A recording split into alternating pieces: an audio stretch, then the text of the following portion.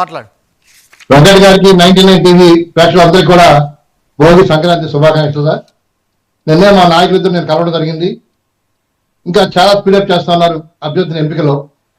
ఈసారి నీతి నిజాయితీ గల నాయకుల్ని ఎమ్మెల్యేలు ఎంపీలకు పంపించాలని మా నాయకత్వం చూస్తా ఉంది.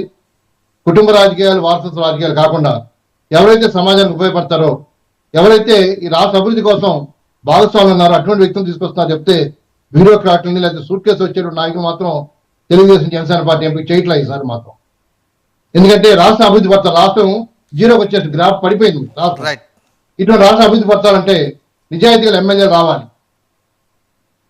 నాకు తెలిసి మచిలీపట్నం నుంచి మాట్లాడుతున్నాను. మచిలీపట్నం ఎంపీ బాలశౌరి గారు బ్రహ్మాండంగా పనిచేశారు. నా వరకు నేను చెప్తున్నాను, మచిలీపట్నం వరకు ఆయన ఆ పార్టీ వేరైనా వ్యక్తిగతంగా మాట్లాడుతున్నాను, ఆయన చక్కగా పనిచేశారు. అటువంటి నిజాయితీ గల ఎంపీగా స్థానమైనటువంటి ప్లేసు వైసీపీ.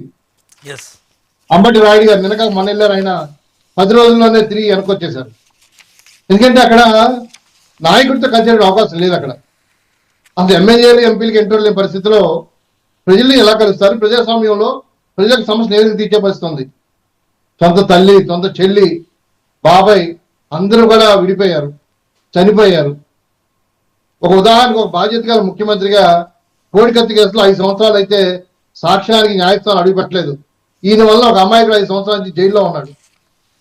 అంగన్వాడీ కార్యకర్తలు రాష్ట్ర వ్యాప్తంగా లబోదిబోం అంటున్నారు. నిన్నటి మున్సిపల్ కార్యకర్తలు, లాయర్లు భారతదేశం మూసేసి ల్యాండ్ టైటిల్ రద్దు చేయాలని చెప్పి ఉద్యమాలు జరుగుతూ ఉన్నాయి. ఆర్టీసీ ఎంప్లాయీస్ స్ట్రైక్ సిద్ధంగా ఉన్నారు. కానీ రాష్ట్ర ముఖ్యమంత్రి నోరు ఇప్పట్లేదు ఎక్కడా కూడా. ఇది ప్రజాస్వామ్యానికి విఘాతం. ఇది ఖచ్చితంగా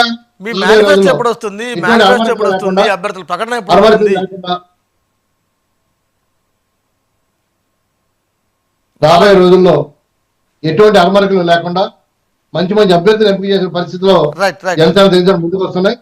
ఈ జనవరిలోనే ఫస్ట్ లిస్ట్ దాదాపు 60-50 మందితో ఫస్ట్ లిస్ట్ రిలీజ్ కాబోతుంది.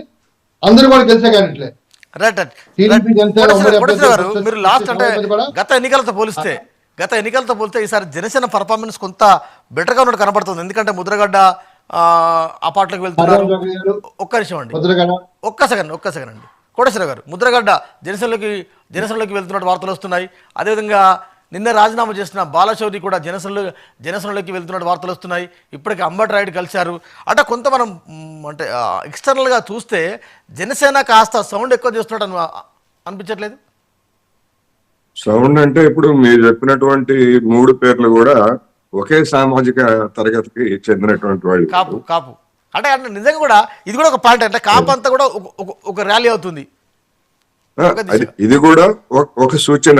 ఎందుకంటే ఆ సామాజిక తరగతికి చెందినటువంటి వాళ్ళు జనసేన తెలుగుదేశం కూటమి వైపున ఆ కూటమికి అవకాశాలు ఉన్నాయనేటువంటిది వాళ్ళు గ్రహించారనేటువంటిది మనకు అర్థం చేసుకోవాలి. అయితే వాళ్ళ అంచనాలు రైట్ అవుతాయా రాంగ్ అవుతాయి అనేటువంటి అది వేరే అంశమైనప్పటికీ ఇది ఒక ట్రెండ్ గా కనిపిస్తూ ఉంది గత కొద్ది రోజులుగా. ఈ నేపథ్యంలో చూసినప్పుడు ఇది ఎంత మేరకు అనేటువంటి చూసేట్లయితే దీనికి కౌంటర్ గా వైసీపీ కూడా ఈ పార్టీల నుంచి